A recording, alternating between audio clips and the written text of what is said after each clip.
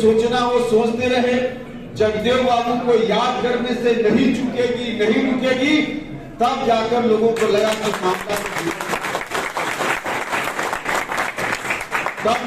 मामला बिगड़ सकता है। और फिर अभी से 2-4 दिन पहले जनता दल यूनाइटेड की ओर से यह फैसला हुआ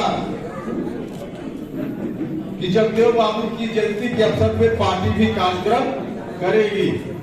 भाइयों और मित्रों, एक तरफ पार्टी ने नहीं करने का फैसला लिया था, बाद में हम लोगों के कार्यक्रम को देखकर फैसला हुआ। तो क्या पता नहीं क्या लोग चाहते हैं, जगदेव बाबू को पार्टी भी न याद करे और कोई दूसरा संगठन याद करना चाह रहा है, कोई दूसरा व्यक्ति याद करना चाह रहा है, तो उस पर रोक लगाने की बात हुई।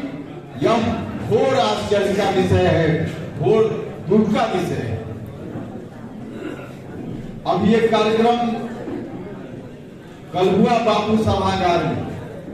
उस कार्यक्रम के माध्यम से जो बातें की गई जगदेव बाबू के बारे में, वह भी हम सब लोगों ने देखा है, सुना है। भाइयों और मित्रों, नई पीढ़ी के लोग अब ज्यादा हैं। सीपी सिन्हा साहब जैसे लोग गिने चुने हैं जिन्होंने जगदेव बाबू के समय को देखा है, भूता है, झेला है। नई पीढ़ी के लोगों को जगदेव बाबू के विचारों के बारे, उसके बारे में लोगों को ठीक से जानकारी होनी चाहिए। बापू सभागार में नई पीढ़ी के लोगों को गुमराह करने की बात हुई है, गुमराह करने की बात हुई है। जगदेव बाबू और दूसरे जो इस तरह के महापुरुष थे, उन्होंने क्या चाहा, क्या सपना था उनका? उनका सपना था, 2 मिनट में हम इसकी चर्चा करेंगे। भाई और मित्रों, यह बात ठीक है कि हमारा जो समाज है, हजारों साल से यह समाज जात के आधार पर बटा हुआ समाज है, जात के आधार पर बटा हुआ समाज है। और इस समाज में जो व्यवस्था पहले चल रही थी, जगदेव बाबू का जब तक समय था उस वक्त और उसके कुछ दिन बाद तक भी जो चल रहा था वह यह था, तो किया उन्होंने कहा कि जात के आधार पे, जन्म के आधार पे किसी भी व्यक्ति का समाज में स्थान तय हो यह ठीक नहीं है।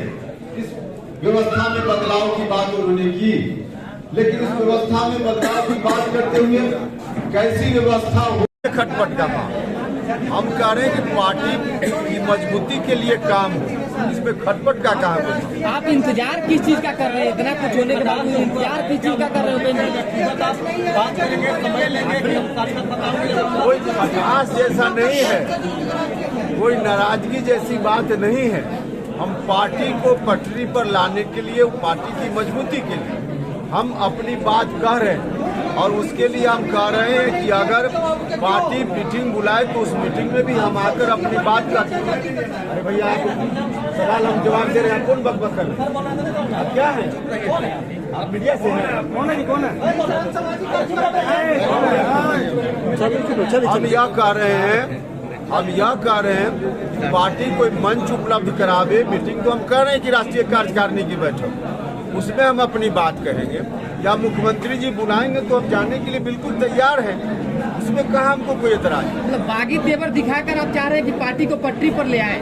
अकेला चल रहे हैं, अलग कार्यक्रम कर रहे हैं। की आपकी अपनी परिभाषा होगी, अभी भी कुछ आपकी परिभाषा के हिसाब से सब लोग उस परिभाषा को मान लिया, कोई जरूरी नहीं है। कार्यक्रम भी तो अलग कर रहे हैं, कुशवाहा जी अलग कर रहे हैं, घूमे। अभी भी कुछ लोग कह रहे हैं कि आप बीजेपी के संपर्क में। अरे भैया, कार्यक्रम महाराणा प्रताप जयंती का कार्यक्रम हुआ, पार्टी के बैनर से हुआ क्या? आप बोलिए ना। आप उसको तो, उस पार्टी को जो है उस कार्यक्रम को इजाजत थी, आपके कार्यक्रम को इजाजत नहीं थी। अच्छा, माने जगदेव बाबू की जयंती मनाने की इजाजत कोई न दे, उसके बावजूद उपेंद्र कुशवाहा करेगा। महात्मा फूले साहब की जयंती को मनाने की कोई इजाजत न दे, उसके बाद भी करेगा। जननायक कर्पूरी ठाकुर की जयंती मनाने की इजाजत कोई न दे, फिर भी करेगा। सवाल है, अब समता पार्टी के दौर से जेडीयू से जुड़े हुए हैं। 2005 में पूर्ण बहुमत में सरकार बनी, उसमें आपकी बड़ी भूमिका थी। उसके बाद आप बाहर हुए। क्या दिल से ये इच्छा है कि जेडीयू फिर से उसी जो जनाधार था उसमें वापस आए और इसमें आप मुख्यमंत्री जी से बात करेंगे?